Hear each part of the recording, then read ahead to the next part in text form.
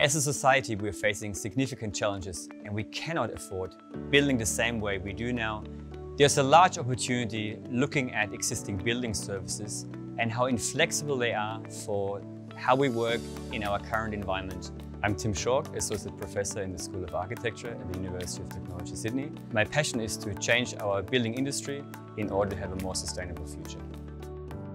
At BBM, we've been doing workplace design for 20 years, and really what we wanted to find are research partners who, one, can help us advance a solution to an existing problem, but also partners who can bring sort of great intellectual rigour and equally be extremely collaborative. One of the things that we felt just hadn't really been tackled particularly well was how we deliver air to existing office buildings. So Systems Reef 2 is really about 3D printing air. This has never been done before. We developed a robotic 3D printing process in which the robot can strategically place holes or pores within the 3D print. And we also developed a novel 3D printing process where the robot, instead of just laying things in flat, the robot can use its ability to move freely in space to create branching objects in 3D space. The construction industry in Australia is one of the least digitised globally. We have one of the highest levels of waste out of OECD countries, and it's really important to us that, as architects, that we're making a more positive contribution to that story, and we're starting to influence the industry to change. What I'm really excited about is that we're able to not only design the world's first robotic 3D printed air diffusion system, but we're also able to reduce the embedded carbon within the system by 89% compared to an existing solution. Only by working closely together were we able to design and fabricate this unique system.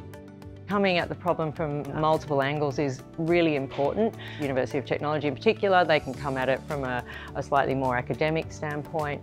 We're really good at identifying maybe where some of these wicked problems lie within the world, and we're doing that because we're seeing it so regularly in the work that we're doing. And I think we're constantly learning from each other, and we're kind of lifting each other's contribution through shared knowledge and shared collaboration. What was really great about the project, we both share the same values. We are both passionate about the environment. We both want to change the industry.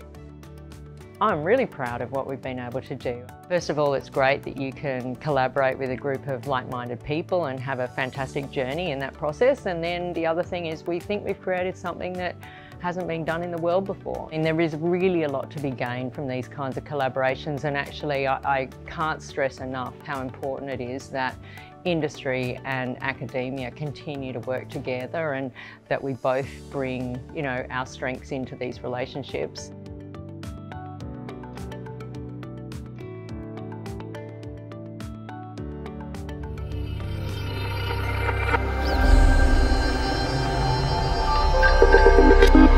Industrial intelligence.